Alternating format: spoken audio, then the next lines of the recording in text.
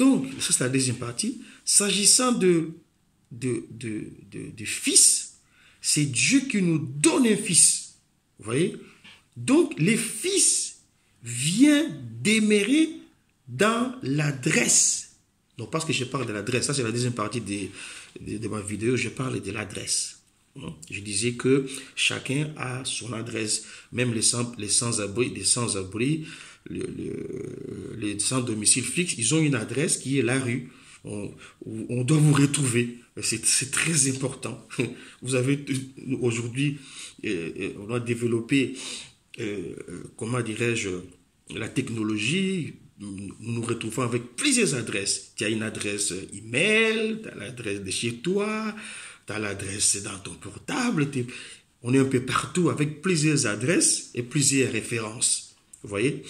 Et si tu veux me trouver, moi qui suis invisible, j'habite dans une adresse qui s'appelle José Banzou.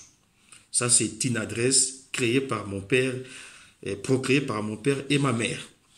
Donc, je disais que Jésus, c'était un fils qui devait être donné, pas né. Celui qui est né, c'était, comme Marie était incubatrice, il a gardé les corps fabriqués par Dieu, c'était une adresse. Vous voyez? Jésus habitait dans cette adresse-là. Cette adresse-là s'appelle Jésus-Christ de Nazareth. C'était l'adresse de Jésus. Mon Seigneur.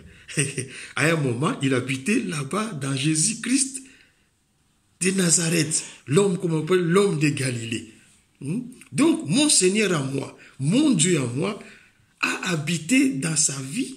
Enfin, dans sa vie, parce que c'est sa vie, on peut le dire, un moment, dans une adresse, il a habité quelque part dans cette adresse, et cette adresse s'appelait Jésus-Christ de Nazareth, ou l'homme de Galilée, ou l'homme né à Bethléem, ou le fils de Marie. Vous voyez, mais cette adresse n'existe plus. Cette adresse n'existe plus.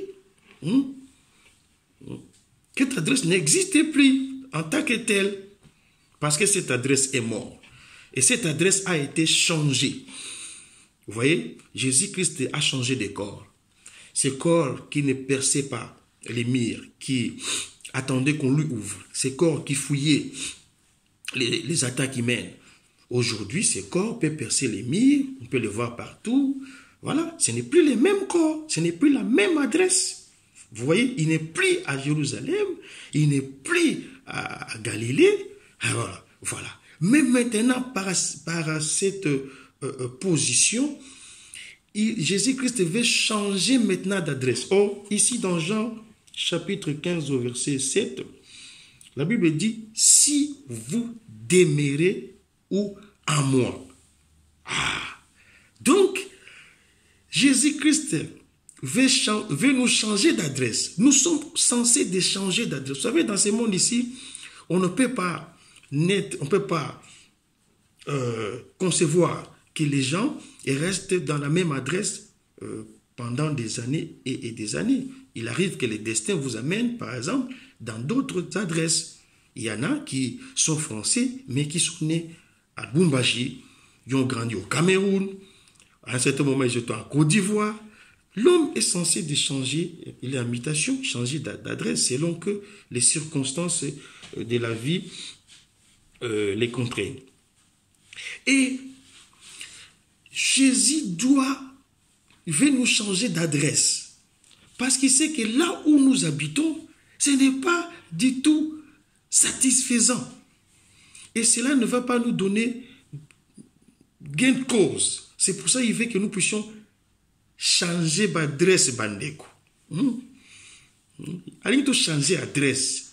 Dans Jean 15, chapitre 7, chapitre 15, verset 7, Jésus le dit, si vous demeurez à moi, vous voyez, si vous demeurez à moi, et que mes paroles demeurent en vous, ça c'est un mystère. Donc, on va changer maintenant d'adresse. Vous habitez où auparavant? Jésus dit, changez d'adresse. quand on parle de demeurer, donc, cela veut dire qu'on parle d'une adresse. Et cette adresse, c'est quoi? C'est Jésus. Or, le Jésus d'aujourd'hui, c'est quelle adresse? Alors, là, c'est très important. Vous devez savoir, le Jésus, dans cette dispensation, c'est quelle adresse? Vous voyez? Son adresse, mais c'est le Saint-Esprit. Mais le Saint-Esprit, ce n'est pas quelque chose, c'est pas une histoire de vague. En fait, en réalité, l'adresse de Jésus aujourd'hui, c'est la révélation. C'est pour cela que Jésus avait besoin que les disciples entendent cela. Même de la bouche d'un de leurs, mais qu'ils entendent quand même. Parce qu'il a demandé aux disciples qu'est-ce que les gens disaient, qu'est-ce que les gens pensaient de lui. Les disciples ont dit, tu es ceci, Jean-Baptiste qui est revenu, Jérémie, Isaïe, et que sais-je encore. Mais, par inspiration, Pierre a introduit quelque chose de très important. Il a dit, tu es le Saint de Dieu, le Christ. Voilà l'adresse. Et c'était quoi là? Il dira à Pierre, ce n'est ni le sang ni la chair qui t'ont révélé cela, mais c'est mon Père qui t'a révélé. Il s'agit de quoi? Il s'agit de la révélation. C'est mon Père qui t'a révélé. Il s'agit de quelle révélation? Il ne s'agit pas de la révélation de Pierre, il ne s'agit pas de la révélation de je ne sais quoi, mais il s'agit de la révélation de qui était Jésus. Voilà. Oui. Il s'agit de la révélation de qui était Jésus. Donc, notre adresse aujourd'hui, c'est la révélation. Nous ne pouvons aller au ciel que par révélation. Nous ne pouvons être enlevés que par révélation. Nous pouvons comprendre les choses de Dieu que par révélation. Il n'y a rien que nous ne pouvons faire sans pour autant que nous soyons révélés. La révélation reste notre adresse. Je passe à une autre vidéo.